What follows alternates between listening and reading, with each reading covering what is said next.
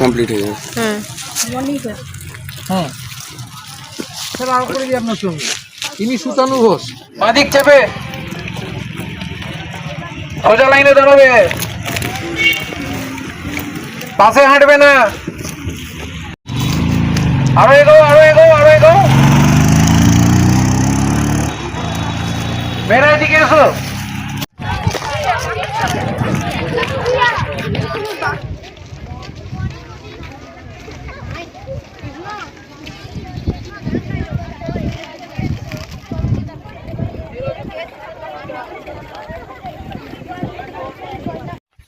দেখো, তোমাদের স্কুল থেকে খুবই, আমার নামটা সবাই আমার স্যার বললেন সুতনু ঘোষ। আমি ইতিহাস নিয়ে চর্চা করছি এবং ইঞ্জিনিয়ারিং লাইনে আমি পড়াশোনা করেছি, কিন্তু লাস্ট 8 বছর ধরে আমি ইতিহাস বিভিন্ন জায়গা নিয়ে মেদিনীপুরে কাজ করছি। এবার তোমাদের স্কুল থেকে খুব একটা ভালো উদ্যোগ একটা নেওয়া হয়েছে। তোমরা সবাই বাংলা বোঝো তো, না হিন্দি বা ইংলিশে বোঝো? তোমাদের স্কুল থেকে খুব একটা ভালো উদ্যোগ নেওয়া হয়েছে, যেটা ইতিহাস চেতনা তোমাদের মধ্যে, ইতিহাস নিয়ে তোমরা জানতে পারবে। এবং রানী শিরোমণি, আমি প্রথমেই বলে দিই, আমরা পড়েছি ঝাঁসির রানী লক্ষ্মীবাই। কে কে পড়েছো? সবাই পড়েছো? ঝাঁসির রানী লক্ষ্মীবাই ইংরেজদের, ব্রিটিশদের বিরুদ্ধে যুদ্ধ করেছিলেন, কিন্তু তারও 60-70 বছর আগে এখানে আমাদের মেদিনীপুরে, আমাদের বাড়ির পাশেই একজন রানী ছিলেন। ইনি হয়তো অস্ত্রশস্ত্র নিয়ে যুদ্ধ করেননি, কিন্তু ব্রিটিশদের বিরুদ্ধে চুয়ার বিদ্রোহ হয়েছিল, সেটার নেতৃত্ব দিয়েছিলেন। ঠিক আছে, তিনি সেটা তাদেরকে হেল্প করেছিলেন এবং সেই জন্য ইংরেজরা তাদেরকে ধরেছিলেন, তাকে ধরে বন্দি করে রেখেছিলেন। আমাদের মেদিনীপুরের কাছে আবাসগড় বলে একটা আছে, এখানে যেমন কর্ণগড়, সেখানে আবাসগড়, ওইখানেই তিনি সারা জীবন থেকে 1812 সালে উনি মারা যান। ঠিক আছে, এই যে রানীর সম্পর্কে তোমরা যদি কোথাও শোনো যে প্রথম আমরা ঝাঁসির রানী লক্ষ্মীবাই বলি, তোমরা তাদেরকে অবশ্যই বলে যে তার আগে কিন্তু একজন ছিলেন প্রথম, যিনি রাজনৈতিক বন্দী, যাকে ব্রিটিশরা বন্দি করেছিল। এটা হচ্ছে বর্তমানে আমরা যারা গবেষক আছি তারা সেই জিনিসটাকে তুলে ধরছি। ঠিক আছে, মনে থাকবে তো? সবার মনে থাকবে? তাহলে প্রথম রাজনৈতিক বন্দিনী কে ছিলেন? রানী শিরোমণি। রানী শিরোমণির যে বাপের বাড়ি ছিল, সেটা কর্ণগড়ের পাশে একটা শিরোমণি গ্রাম আছে, সেখানে ওনার বাপের বাড়ি, তার বাস্তু জমিটা দেখতে পাওয়া যায়। আর এইখানে হচ্ছে রানীর যে রাজার বাড়ি। এইখানে দুটো, এই কর্ণগড়ের দুটো ভাগ ছিল, একটা হচ্ছে ভেতরগড়, বাহিরগড়। ভেতরগড়ে রাজা রানীরা থাকতেন এবং তাদের সৈন্য সেনারা সব বাইরে থাকতেন। পারাগ নদীটা প্রাকৃতিকভাবে এটা সুরক্ষা দিত কোনো শত্রু এলে। বুঝতে পারছো সবাই? আমার কথা সবাই বুঝতে পারছো? কোনো প্রবলেম হলে বলবে, হাত তুলবে, ঠিক আছে? আর নিজেদের মধ্যে কথা বলবে না। পারাং নদীটা প্রাকৃতিকভাবে, আর তোমরা যদি আরো বিভিন্ন রাজার ঘরে যাও দেখতে পাবে যে চারদিকে পরিখা ঘেরা থাকে, পরিখা কাটা থাকে, খাল কাটা থাকে, কারণ হঠাৎ করে শত্রু আক্রমণ করলে যাতে আমরা প্রোটেকশন দিত তারা, যাতে হঠাৎ করে ঢুকতে না পারে। এখানে হচ্ছে এটা প্রাকৃতিকভাবে পারাং নদীটা আছে চারপাশে, যে কারণে এটা অনেকটা সেফটি ছিল তাদের পক্ষে। এবার এগুলো আমরা ভাঙা দেখছি কেন, সেটা তোমাদের প্রশ্ন আসবে। এখানে অনেক কিছু ছিল, তোমরা ভাঙা দেখছি কেন? এখানে রাজার বাড়ি ছিল, রানী থাকতেন। রানী, এটা মেনলি শ্বশুর বাড়ি, কারণ তার যে স্বামীর নাম, তার হাজব্যান্ডের নাম ছিল অজিত সিংহ। তিনি এই সিংহ বংশের লাস্ট রাজা, সেভেন্থ রাজা। এবং শিবায়ন বলে একটা কাব্য আছে, শিবায়ন, ওই শিবায়নটা লিখেছিলেন এখানে। ওই যে আমরা মন্দিরটা দেখলাম, ওই মন্দিরে বসে লেখা হয়েছিল। বুঝতে পারছো? এই যে তোমরা দেখতে পাচ্ছ যে ফোর্ট, ওইখানে একটা মন্দির আছে, এগুলো সব রানীদের, তাদের যে ফ্যামিলি ছিল তাদেরই তৈরি সব। ঠিক আছে, মেদিনীপুরের বংশ বলতে, রাজবংশ বলতে এটাকেই বোঝায়। এখানে হচ্ছে এক্সকেভেশন হচ্ছে, আমি আস্তে আস্তে দেখাবো সব ঘুরে। এগুলো কেন ভেঙে গেল, কেন ভাঙা আছে? একটা হচ্ছে সময়ের সাথে সাথে ইতিহাসের জিনিস ভাঙে, যে কোনো জিনিস ক্ষয় হয়, ভেঙে যায়। আরেকটা হচ্ছে রানী যখন চুয়ার বিদ্রোহের নেতৃত্ব দিচ্ছিলেন, রানী ছিলেন চুয়ারদের নেত্রী। চুয়ার মানে আলাদা কিছু না, চুয়াররা হচ্ছে ইংরেজরাই বলেছিল চুয়ার, কিন্তু এগুলো সাধারণ মানুষ, খেটে খাওয়া শ্রমজীবী মানুষ, যারা চাষবাস করতো, যারা হচ্ছে খেটে খাওয়া মানুষ, তাদের হয়ে উনি লড়েছিলেন। ঠিক আছে, তখনকার দিনে ভাবা যায় না। তো 1799 সালে রানীকে বন্দি করা হয়। ইংরেজরা বন্দি করে, শোনো, হাসবে না, ইংরেজরা বন্দি করে এই ঘরটাকে ভেঙে দেয় কামান দিয়ে। তোমরা এই যে দেখছো ভাঙা কিছু আছে, কামান এখানে প্রয়োগ করা হয়েছিল। ইংরেজরা অনেকটা রাগের বশত, যে আমাদের এত চুয়াররা এত ক্ষতি করেছে, এত আক্রমণ করেছে, রাগ বশত এখানে কামান দিয়ে রানীকে বন্দি করার পরে এখানে আক্রমণ চালিয়ে লুটপাট করে এবং এই জায়গাগুলোকে ভেঙে দেয়। ওই জন্য এখানে এত জিনিস ছিল, আমরা দেখতে পাবো না, ধ্বংসস্তূপ দেখতে পারবো। এখানে ব্যাপারটা বোঝা গেল। এরপরে আমি নেক্সট আমি চলে যাবো, দিয়ে আস্তে আস্তে বলবো। ফাউন্ডেশনের উপর তাদের ব্যারাক তৈরি করবো। এই জিনিসগুলো খুব কমন জিনিস, যার জন্য এটা একটা প্রতীক যে দেখো তোমাদের এত মানতে, এটাকে এবার ভেঙে দেবো, আমরা দেখো আমাদের জায়গা নিয়ে আসছি। আর এখানে যখন ঘুরবে উনি তো বলবেনই, আমি বারবার বলবো তোমাদের কপাল ভালো যে তোমরা এটা গড়ে ওঠার সময় এসেছো। আজ থেকে 10 বছর বাদে যখন আসবে দেখবে অনেক কিছু বেরিয়ে যাবে, এবং এখানে অবশ্যই তোমরা একটা মিউজিয়াম পাবে, যেখানে এখানে অনেক কিছু এখনো আর্ট হতে বাকি আছে। কারণ একটা গড় হলে যা যা থাকে তার অনেক কিছুই এখনো এখান থেকে বেরোয়নি। তোমরা ইট খেয়াল করবে, পাশে যে ইট আছে কি ধরনের ইট, ইটের স্ট্রাকচার। আচ্ছা, এই ধরনের পাথরকে কি বলা হয় কেউ বলতে পারবে? Laterite. Good, very good, very good. এই ল্যাটেরাইট তোমরা আসার সময় হয়তো দেখেছো, আমাদের মাটিতেই আছে, মেদিনীপুরের মাটি বলো বা এই কর্ণগর আসার পথে। এই ল্যাটেরাইট হচ্ছে দুরকম ভাবে থাকে। মাটির নিচে যখন থাকে মাটি হয়ে থাকে, যখন বাতাসের সংস্পর্শে আসে তখন ওটা পাথর হয়ে যায়। দুরকম রূপে দেখতে পাওয়া যায়, বুঝতে পারছো? এই ল্যাটেরাইটটা আমরা তোমার মেদিনীপুরের রাঢ় রিজিয়ন, যেটা রাঢ় বাংলা, রাঢ় রিজিয়নে তোমরা দেখতে পাবে। এটা দিয়ে কিন্তু এখানকার ওই মন্দির বলো, এখানকার সবকিছু তৈরি। এবার স্যার বলুন। হ্যাঁ, সোর্স মানে এখানে স্থানীয় সোর্স। আর মিশরে যখন পিরামিড তৈরি হয়েছে ওই পাথর কিন্তু নদীতে বয়ে আনা হয়েছে অন্য জায়গা থেকে। তাজমহল যখন তৈরি হয়েছে, যেহেতু রয়্যাল প্যাট্রোনেজ, অন্য জায়গা থেকে শ্বেত পাথর আনা হয়েছে, কিন্তু এখানে স্থানীয় উপকরণ দিয়ে হয়েছে। যখন যাবে ভালো করে একটু লক্ষ্য করবে। চলো আমরা বাজি, চলুন স্যার। হ্যাঁ বলো। অজিত সিংহ। আর একটা কথা বলে দিই, আমাদের এখানে সুমন মহান্তি বলে একজন ঔপন্যাসিক আছেন মেদিনীপুরের, তিনি আজ থেকে ঠিক 2 বছর আগে রানী শিরোমণিকে নিয়ে একটি উপন্যাস লিখেছেন। হ্যাঁ, ওটার নামও লেখা আছে লাইব্রেরিতে, কিন্তু বইটা আছে, প্রথম দ্রোহিণী। প্রথম দ্রোহিণী। এবং ওই বইটা যখন ফরমেশন হয়, আমার সাথে কথাবার্তা ইত্যাদি হয়, আমি প্রচুর বুস্টাবও করি আর লেগেও আপনার সাথে যোগাযোগ করি, ভালো যোগাযোগ আছে। তো তোমাদের লাইব্রেরিতে কিন্তু বইটা আছে এবং খুব সুন্দর ভাষায় লেখা, পড়লে বুঝতে পারবে পুরো ইতিহাসটাই সুন্দর উপন্যাসের ঘটনার মাধ্যমে। প্রথম দ্রোহিণী। এবং আমাদের এখানে মূল একজন উদ্যোক্তা, তিনি আজ আসতে পারেনি কলকাতায়, নিসর্গ নির্যাস, ওর একটা বই বেরোতে চলেছে। ওই বেরোতে চলেছে, সেটা যে কর্ণগরের ইতিহাস নেই বইটা। তো আমি চেষ্টা করবো, যদি বইটা বইমেলা বেরোবে, এই বেরিয়ে গেছে অলরেডি, যদি বেরোয় তাহলে হয়তো একদিন এনাদের ডাকবো স্কুলেও বইটা একটু দেখানো হবে, ইত্যাদি হবে, তোমরাও কথা বলে নিতে পারো। ওকে, আমাদের দেশের ইতিহাসটাকে জানতে হবে, তাই না? চলো। ব্যবহার করা হয় পরবর্তীকালে যে পোর্টল্যান্ড সিমেন্ট কোনো এখানে ব্যবহার নেই।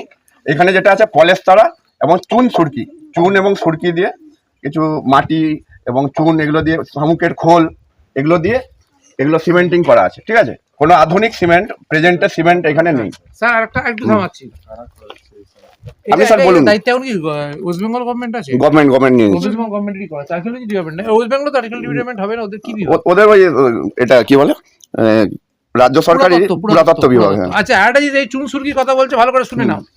আগেকার দিনে শামুক তোমরা সবাই জানো, শামুক, গেড়ি, গুগলি, এইগুলোকে থেতো করে, এগুলোকে খোলাগুলোকে পুড়িয়ে চুন তৈরি করা হতো।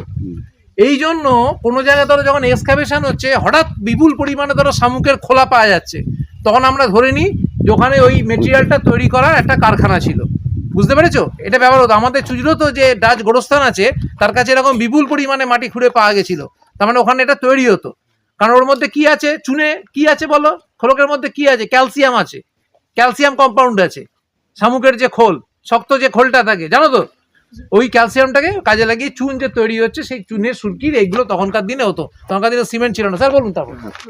আর এটা যে তোমরা দেখছো এই গড়টা, এটা কিন্তু আগে গভর্নমেন্টের ছিল না, এখন গভর্নমেন্টের পুরাতত্ত্ব বিভাগের স্টেট প্রোটেক্টেড মনুমেন্ট, ঠিক আছে?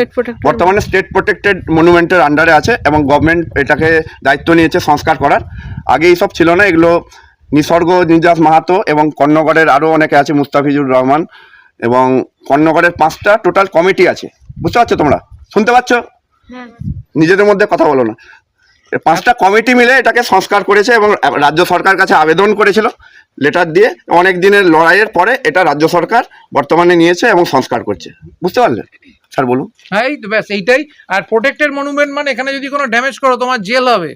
ক্ষতিপূরণ তো বটে, এটা জেনে রাখবে, জেল। তুমি একটা ইঁটু যদি এখান থেকে তুলে নিয়ে চলে যাও, ইউ উইল গেট ইমপ্রিজেন্ট।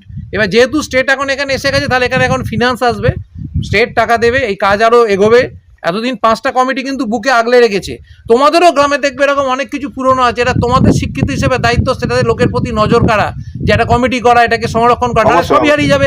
লোকে কত লোক এসে হয়তো ইট খুলে নিয়ে চলে গেছে বাড়ি বানানোর জন্য। তোমরা এরকম কোনোদিন দেখলে অবশ্যই যারা বড়রা আছে তাদেরকে বলবে, তোমরা তো দেখে যাচ্ছ এই জিনিসগুলো, তোমরা সেগুলো পরবর্তীকালে যখন তোমরা দেখবে কোনো কিছু এই ধরনের, তাদেরকে আটকাবে, তাদেরকে বোঝাবে যেগুলো আমাদের নিজস্ব জিনিস, আমাদের দেশের জিনিস, এগুলো তোমাদের দায়িত্ব সবারই পড়ে, আমারও দায়িত্ব, স্যারেরও দায়িত্ব, তোমাদেরও দায়িত্ব পড়ে। এই জন্য স্যার তোমাদেরকে এই জিনিসগুলো বোঝাচ্ছে। এবার আমরা নেক্সট চলে যাবো। হ্যাঁ, সাইড দিয়ে চলে যাবো। আসো, আস্তে আস্তে দেখে আসো। এখানে কেউ বাংলা না বুঝলে আমাকে বলতে পারো, হিন্দি, ইংলিশ সব রকম অপশন আছে। সবাই বাংলা বোঝে। সবাই এই মন্দিরটা দেখতে পাচ্ছ? এই মন্দিরটা ছিল শীতলা মন্দির। এই মন্দিরটার নাম ছিল শীতলা মন্দির। ওকে, এটা জানা যায় রানীর যে শ্বশুর মশাই ছিলেন Jaswant Singh, six king of Singh family, এই সিক্স কিং যশবন্ত সিংহ তৈরি করেছিলেন বলে অনেকে মতবাদ দিয়েছেন। ওগুলো তো পাওয়া যায় না কোনো ডিটেলসে। এটা আপনার শীতলা মন্দির ছিল। এটা তুমি দেখো চালা রীতি ছিল। আমরা বাংলার যে চালা রীতি, চালার মতো দেখতে পাচ্ছ, আমাদের ঘরে যে খড়ের চাল হয়, চালা হয় তো, এই চালা রীতির মন্দির ছিল। এখানে কেউ ঢুকবে না। এখানেও দেখো তোমরা সেই স্যার যেটা বলছিলেন কার্নিসের ব্যবহার। এখানে আমাদের গেটওয়ে কেমন হয়, চারকোনা হয়, এটা কিন্তু কি কার্নিসের ব্যবহার, বুঝেছ? সব পাথরের তোমার ভেতরে। এখানেও দেখো পলেস্তারা আছে, এই যে হলুদ যেটা, এগুলো কিন্তু পলেস্তারার কাজ। আর এখানে আপাতত এন্ট্রি নেই, নাহলে তোমাদেরকে দেখাতাম। এটা ভেঙে গেছে মাঝখান থেকে, দেখতে পাচ্ছ। এটা রাজা যশবন্ত সিংহ, সিক্স কিং, রানীর যে শ্বশুর মশাই ছিলেন তার তৈরি। আর এটা Shitala Mandir, father of Ajit Singh, Jaswant Singh, father of Ajit Singh. দেখো ওপরে তাকিয়ে দেখো, ইঁটগুলো খেয়াল করেছো? সরু সরু দেখেছো? পুরনো যত ইঁট সব হয় সরু সরু। হ্যাঁ, তোমার গ্রামের পুরনো কোনো মন্দিরের যদি ইঁট এরকম সরু সরু দেখো, তাহলে জানবে সেটা পুরনো বৌদ্ধ কোনো মূর্তি। তো কি হয়, যখন সাম্প্রতিক হয়, আমরা সবকিছুই তো নিয়েতে ভগবানকে দেখি, যে কৃষ্ণ ভজে, সে বলে পাথরের মধ্যেও কৃষ্ণ, যে শিব বলে এর মধ্যেও শিব। ফলে পরবর্তীকালে শীতলা কিন্তু একটু আধুনিক দেবী, একটু আধুনিক, খুব প্রাচীন দেবী কিন্তু নন। হয়তো এটাকে ওই শীতলা মন্দির করে এটা করেছে, সেটা এখন গবেষণা করলে বেরোবে। হ্যাঁ, সেটা আস্তে মানে আস্তে আরো একটা জিনিস খেয়াল করে দেখবে, মাতৃকা মন্দির, এটা খেয়াল করবে কিন্তু। মাতৃকা মানে কি, কোনো দেবের মন্দির নয় কিন্তু এটা। ওখানেও যে মন্দির দেখছো আমার মনে হয় ওটাও মাতৃকা মন্দির। মাতৃকা মন্দির এবং শিবেরও আছে। মেন শিবেরও হচ্ছে মেন দেবীর মন্দির। এটাকে বলা হয় শাক্ত কাল্ট। শাক্ত মানে দেবীর পুজো। বুঝতে পারছো সবাই? এই পেছনে কারা আছো? কথা বলছো কেন তোমরা? এত কথা বলছো বলতেছো কেন? শাক্ত মানে হচ্ছে শাক্ত বৈষ্ণব দুটো ধারা আছে। আমাদের বাংলায় বেসিক্যালি আগে সব শাক্তই ছিল, কারণ আমাদের এখানে বৌদ্ধ ধর্ম ছিল আগে। বৌদ্ধ ধর্ম থেকে তন্ত্র সাধনা আসে। এবার পরবর্তীকালে যখন আমাদের ইয়ের উদ্ভব হলো, আমাদের চৈতন্য দেবের প্রভাবে অনেক জায়গা কিন্তু পরে বৈষ্ণবে কনভার্ট হয়ে। এখানে ঘরে ছিল, ওরা কিন্তু নৌকা করে যেত। এখানে কথা বলা হচ্ছে, আগে এদিকে শুনবে এসো। আমি কিন্তু জিজ্ঞেস করবো লাস্টে। এখানে হচ্ছে নৌকা করে যেতেন, এবং এটাকে বলে হাওয়া মহল ছিল। আবার অনেকে বলে এটা হচ্ছে জলহরি বলা হয় এটাকে। জলহরি ছিল মানে কি হয়, অনেক সময় মন্দিরও থাকে, অনেক সময় রাজবাড়িও থাকে। রাজবাড়িতে হয়তো ঠান্ডার সময় বা গরমের সময় নৌকা নিয়ে ওরা গেল, ওরা গিয়ে ঘোরাঘুরি করলো, এরকম আর কি। যেমন আমরা বাগানে ঘুরি, এরকম জলহরি খুব কম জায়গাতে আছে। আমার দেখা অনেক জায়গাতে আছে, খুবই কম। মেদিনীপুরে কয়েকটা হাতে গোনা জায়গাতে। নারাজল রাজবাড়িতে আছে। রাজবাড়িতে ওইটা এখনো দেখা যায় রাজবাড়িটা, কিন্তু এখানে ওটা ভেঙে গেছে। তোমরা শুধু দেখতে পাচ্ছ ওই যে বেসটা, দেখতে পাচ্ছ তো, বেসটা আছে ওইখানে। এখন তো নৌকার কোনো সিস্টেম নেই, এটাকে একটু সংস্কার করেছে। মানে আগে খুব জঙ্গল হয়ে পড়েছিল, এটাকে জলহরি বলা হয়। ঠিক আছে, এটা তোমরা মাথায় রাখবে। এরকম কিন্তু তোমরা রাজস্থানে দেখতে পারবে, রাজস্থানের আর্কিটেকচারের সাথে মিল আছে। কারণ বেশিরভাগ আমাদের মেদিনীপুরের রাজারা রাজস্থানের বা গুজরাটের সোলাঙ্কি রাজপুত, ওরাই অনেকে এসে বাংলাতে এরকম রাজত্ব করেছে। ওদের যে স্ট্রাকচারগুলো অনেকটা মিল পাওয়া যায়। এটা বলা হয় যে রাজস্থানের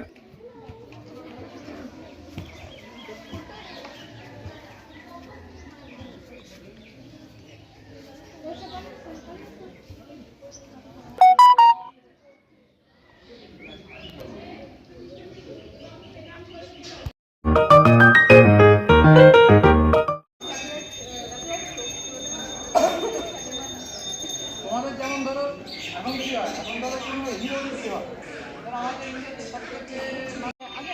এটাও কিন্তু ল্যাটেরাইট। আপনি কি স্পিকারটা নেবেন? দেবো, দিয়ে দিন।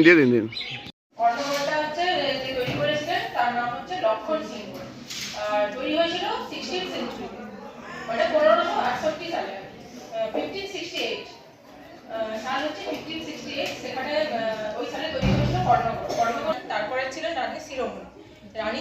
যে ছিলেন তার নামটাই সবাই ভালো করে জানে, কারণ কারণ কি তিনি ইংরেজদের জোয়ার বিদ্রোহ করেছিলেন ইংরেজদের বিরুদ্ধে, সেটাতে নেতৃত্ব দান করেছিলেন।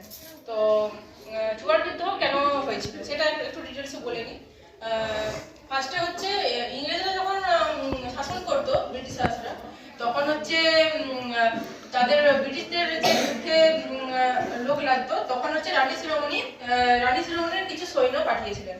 তো বলেছিলেন যে তাদেরকে পেমেন্ট করতে হবে, কারণ তারা ইংরেজদের হয়ে যুদ্ধ করছে। তো ইংরেজরা ব্রিটিশাররা হচ্ছে কোনো পেমেন্ট দেয়নি, তো রানী শিরোমণি সেই জন্য ট্যাক্সও দেয়নি।